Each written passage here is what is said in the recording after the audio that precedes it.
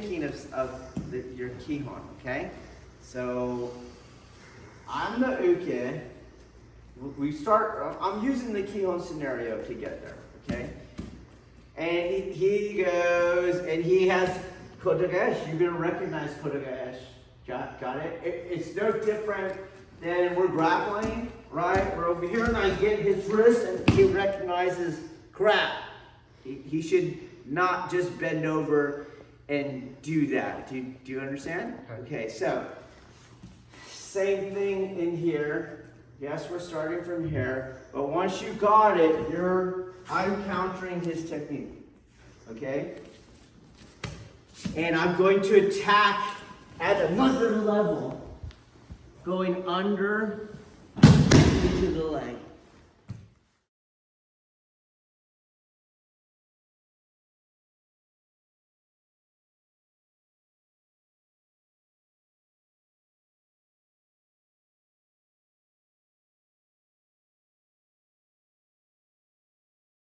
Okay? So he should never feel that. You see? That is him connecting to my center. He feels air. In under. Okay? Make sense? Like that, I just get to that playing field. That play, we'll make pottery with it. Okay, go.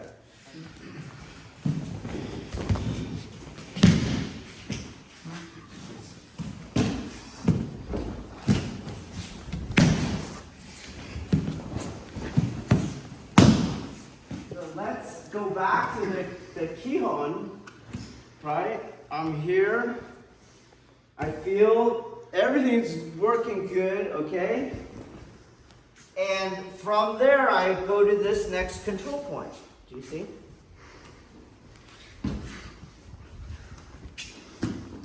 This counter doesn't feel anything like that. Okay? So it might look to the Aikido Lala people that he went down and then he turns around and then you're going to get that part. Okay. You're not going to get that part. You get that? So you got to give up the arm because you didn't have the arm. So you have to give up the arm, okay? So as I'm going here, you feel void, right? You're going to not go here and try to get that arm. You're going to reposition. So I'm going around here. I don't feel that, but I'm repositioned. You see that? Where do you reposition? To the back. Get to the back. Get to the back. Okay? So you're not going to be in front of him when he turns around. You see? So for example, I'm here. I go here. He starts to turn around. You're trying for that arm. He's going to keep going. And that's exactly what he needed. You get it? Instead, you feel the void, and you just follow him, and he turns around, you go ahead and turn around, you're not there. You're not there. Got it? Right. Do you understand? Right. Let's try the leg takedown. Right. Pull your arm out and everything. Right.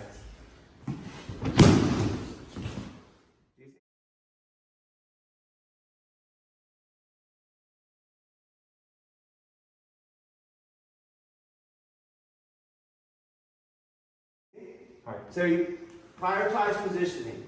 Got it? So that's the drill. Right here. You lose it, stay with the circle. Don't plant your feet and try to regain control of that. That's the difference we're doing tonight. Here, void, move with his circle. This is where we're at. Okay? Let's try it. Go.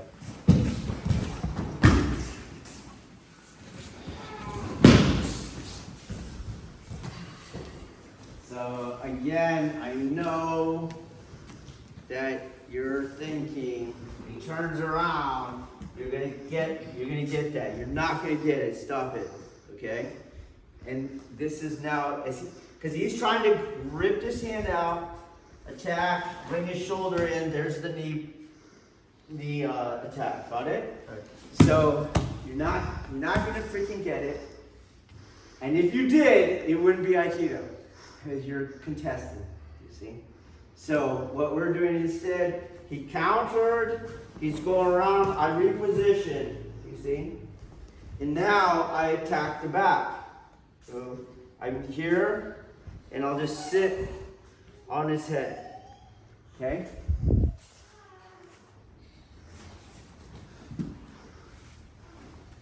Again, strong, boom, boom, sit on his head. Okay? That's the first thing. Knee is close to him, and you didn't give up control here. Okay? When I'm going to give you this progression, boom, just move here, sit on his head. Meaning that I have knee pressure and foot pressure at the same time. I'm not off my feet, okay?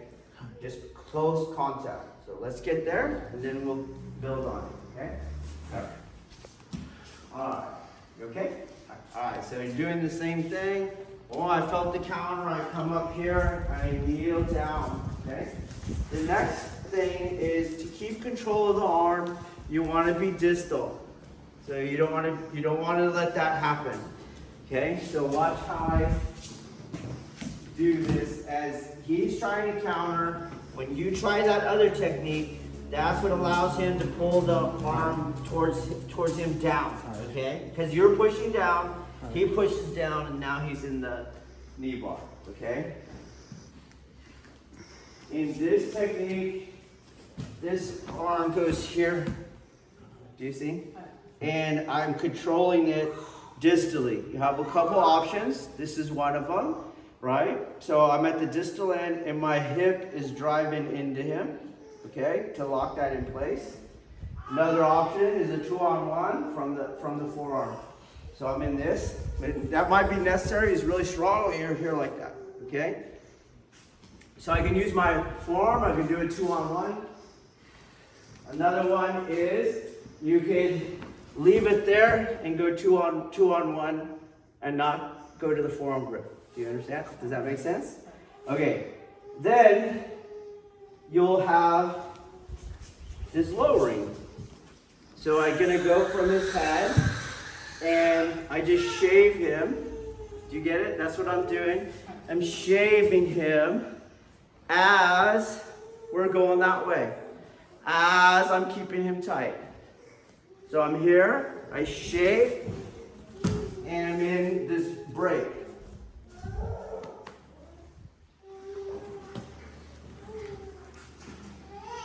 So, boom, boom. Shave, and you fall into the break, which we do as a tap.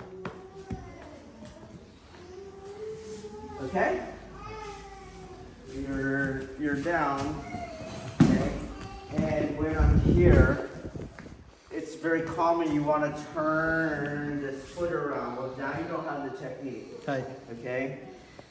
What I'm doing, I won't do the lock, Right. but what I'm doing is just falling. You see that?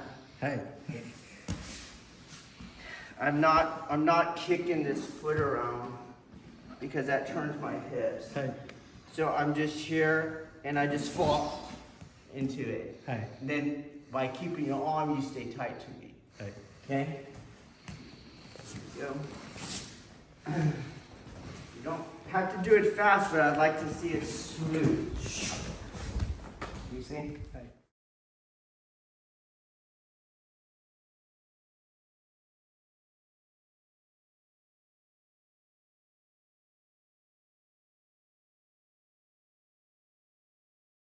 Hey.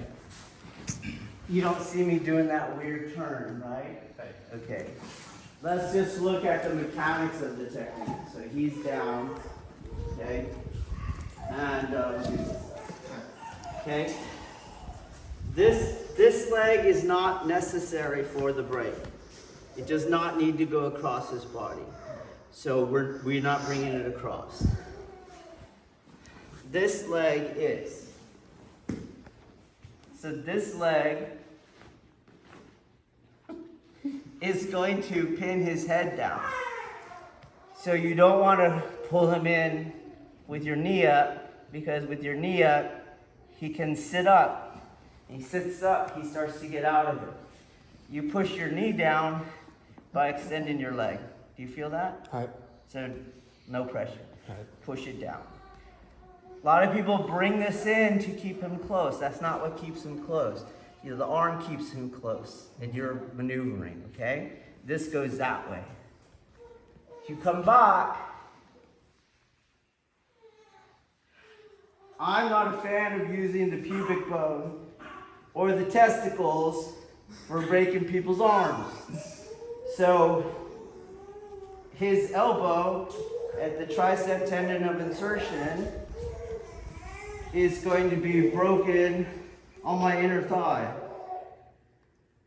That means that his thumb's not going to be up.